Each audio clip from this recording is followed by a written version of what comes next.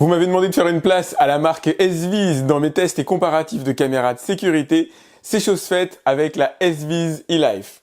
Il s'agit d'un combo panneau solaire plus caméra de sécurité avec batterie intégrée. La batterie rendant la caméra autonome pendant 210 jours au maximum sans utilisation du panneau solaire, ce qui est franchement assez énorme. Par contre, malheureusement, j'ai pas pu le vérifier pour une bonne raison.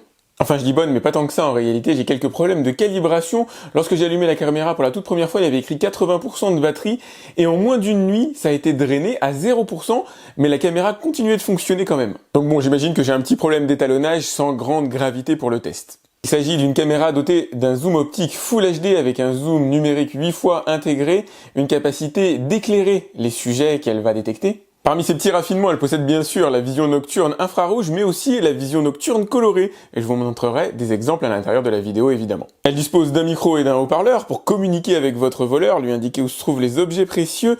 Ici, vous avez le port de rechargement, alors soit vous le chargez à l'aide de la prise électrique qui est fournie, soit directement à l'aide du panneau solaire, fonction de ce que vous avez choisi comme combo. En déballant la caméra, je commence à me fâcher un peu tout seul en essayant de chercher où se trouve le port pour insérer la carte micro SD, alors qu'en fait, la mémoire est déjà intégrée à l'intérieur de la caméra. Pas besoin de carte micro SD, vous avez 32 Go de stockage assuré, ça c'est cool. Et les vidéos ainsi enregistrées sont compressées en H265, du coup vous avez énormément de place à l'intérieur de la carte pour enregistrer énormément de vidéos. Je vais vous en montrer une juste pour le plaisir de voir en live à quelle vitesse ça charge. Alors moi j'ai activé le cloud, mais j'ai activé aussi bien sûr les vidéos ici directement.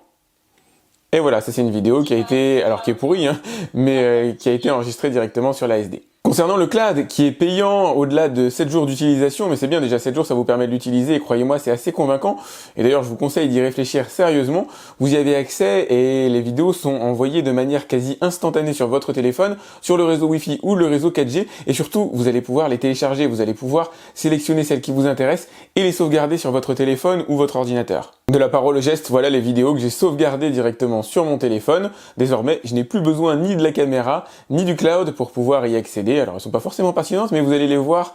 Je vous les montrerai en gros plan dans la vidéo. C'est parti pour l'appairage de la caméra avec mon smartphone. J'aime bien qu'on se fasse ça en live, tout simplement pour vous montrer que c'est relativement facile. Donc, j'ai téléchargé l'application sur le Play Store. Elle est disponible aussi sur l'App Store. Là, vous allez scanner le QR code qui se trouve sur la caméra directement avec votre smartphone. Ça va permettre aux deux de s'appairer de manière assez simple. Donc du coup, l'application détecte le modèle de la caméra, description, nickel, démarrer. Voilà, donc j'ai fait le reset de la caméra, j'ai vérifié que ça clignote bien en bleu ici pour poursuivre les étapes. Je vais le brancher à mon réseau Wi-Fi. Voilà, donc ensuite mon téléphone va se connecter directement à la caméra. J'ai plus qu'à préciser l'endroit où sera située la caméra, donc là ce sera dans le jardin.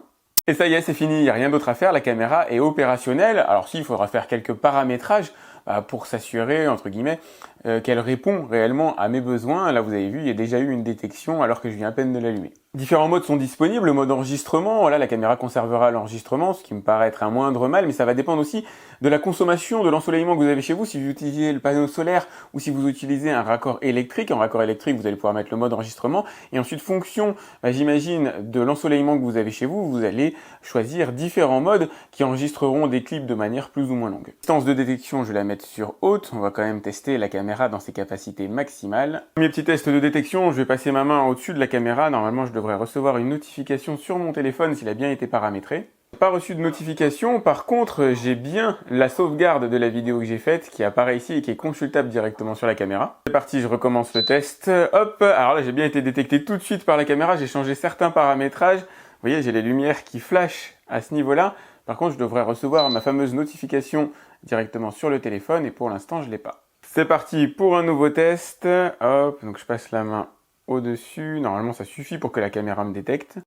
Et ça y est, j'ai bien reçu une notification. On la voit ici, arriver en haut, S-Vis, alors BC1C. C'est le nom de la caméra, il faudra que je lui donne un nom un petit peu plus sympa. Notification avec bien sûr lecture, enregistrement direct sur la carte mémoire intégrée. Pour accéder à l'image, je vais devoir rentrer le mot de passe qui est donné à ce niveau-là. Et à partir de là, ça y est, j'ai accès en lecture à l'enregistrement qui a été réalisé. J'espère qu'il va y avoir, voilà, il y a ma main, tout va bien.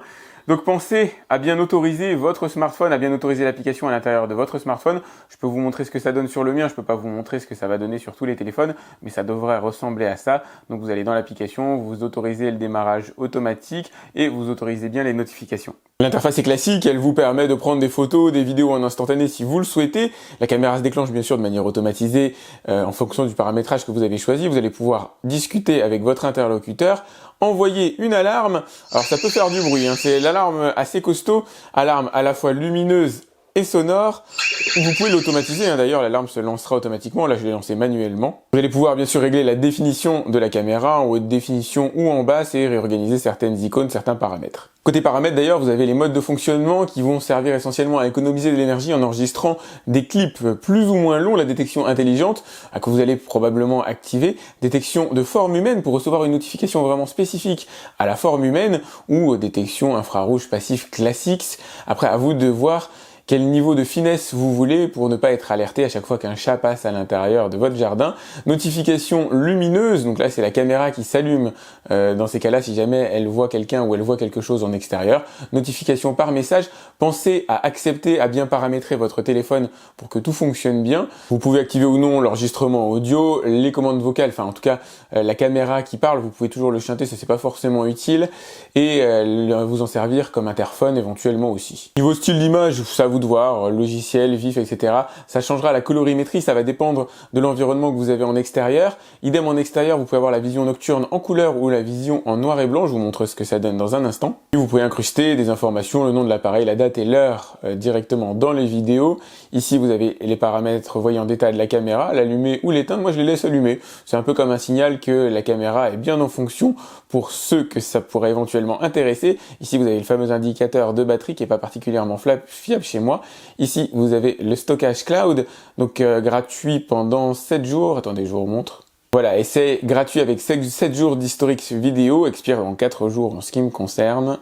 Et puis après, vous avez différents paramétrages, mot de passe, le réseau Wi-Fi, etc. Allez, c'est parti pour le test. J'ai positionné la caméra à un endroit temporaire qui va me permettre de contrôler sa capacité à détecter les mouvements à grande distance. Mais pour l'heure, ce qu'on va essayer d'apprécier ensemble, c'est la qualité de l'image. Donc je vais me positionner devant la caméra, qui normalement devrait prendre le relais de ma caméra principale ici, me détecter. Je sens la vibration sur mon téléphone à l'intérieur de ma poche. Donc j'ai bien reçu une notification, la caméra m'a détecté effectivement. Ça va vous permettre à vous de voir la qualité de l'image. Vous pouvez voir, alors moi j'en ai déjà vu quelques-unes, le ciel ultra bleu sur la caméra, pas du tout délavé, pas du tout saturé. On a des couleurs qui sont quand même assez sympathiques et ça va vous permettre aussi d'entendre le son de ma voix. Est-ce que ma voix est audible? Je vais reculer, alors petit à petit, progressivement, histoire de vous faire entendre le son de ma voix. Est-ce qu'il y a une certaine distance? Là je dois être à peu près à 10 mètres de la caméra, est-ce que vous m'entendez encore? Alors bon, c'est pas pour le plaisir d'entendre la conversation avec un voleur, mais on sait jamais. Ça peut toujours être utile d'avoir l'information. Cette fois-ci, c'est un test très différent qu'on va réaliser ensemble. L'objectif, c'est de voir à quelle distance la caméra est en mesure de me détecter. Donc, je vais recevoir une notification et puis je vous montrerai la vidéo. La caméra est là-bas, dans le petit abri de jardin. Donc, je vais avancer tranquillement et on va voir à quel moment. Et je reçois une notification et la vidéo commence à être enregistrée. Là, je suis à une bonne dizaine de mètres de la caméra. Je ne sais pas encore si elle m'a réellement détecté. Je vais avancer. À ce stade-là, c'est là où, en règle générale, les caméras commencent à me détecter, en tout cas en profondeur. Là, je m'avance.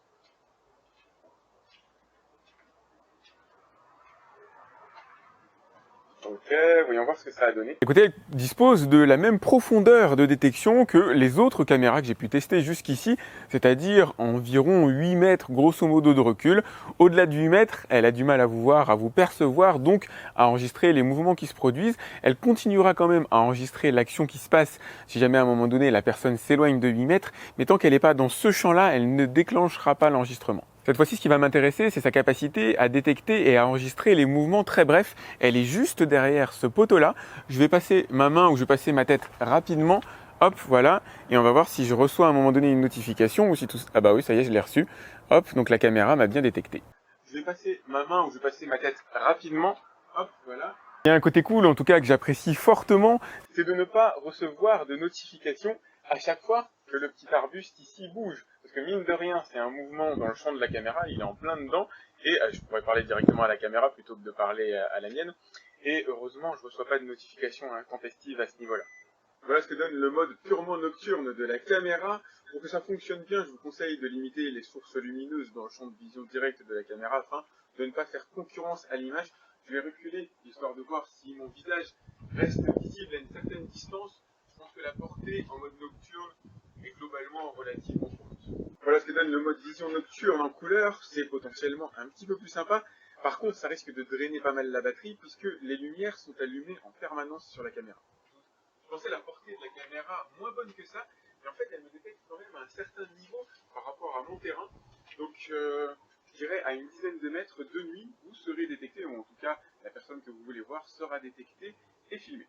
C'est du bon matos, une marque à suivre assurément, si ce n'est ma petite mésaventure avec l'étalonnage de la batterie et la distance de détection que j'aurais aimé plus longue, qui finalement est assez conforme à toutes les caméras que j'ai pu tester récemment, qui ont des distances de détection qui sont relativement courtes, pour lesquelles moi j'aimerais plutôt avoir au moins une bonne vingtaine de mètres. Mis à part ces écueils-là, vous avez une belle image à l'intérieur, vous avez du Full HD, on aurait pu aimer de la 2K éventuellement, mais c'est pas fondamental, une très grosse batterie avec une grosse autonomie, une interconnexion avec votre smartphone qui se fait super facilement, l'accès à l'application qui se fait en 4G ou sur le réseau Wi-Fi, l'accès aux vidéos qui se fait via la mémoire intégrée, et ça rien que ça, c'est quelque chose d'assez rare dans l'univers des caméras, même les caméras plus chères n'ont pas de mémoire intégrée, ou l'accès via le cloud, gratuit pendant 7 jours au moins pour pouvoir le tester, ce qui est aussi plutôt cool, la présence du panneau solaire qui à lui seul alimente en une fraction de seconde la caméra, et vous voyez à ce moment-là que alors l'étalonnage pour moi n'était pas un souci particulier, parce que à peine vous mettez le panneau solaire que la caméra s'allume immédiatement avec quelques rayons. Alors évidemment, ça va dépendre de l'ensoleillement que vous avez chez vous, ça va dépendre aussi de l'inclinaison du panneau solaire, ça va dépendre de la saison, sa capacité d'absorption, mais le panneau monocristallin qui est fourni avec est plutôt costaud, plutôt de bonne qualité, et à mon avis, il permet d'assurer le fonctionnement de la caméra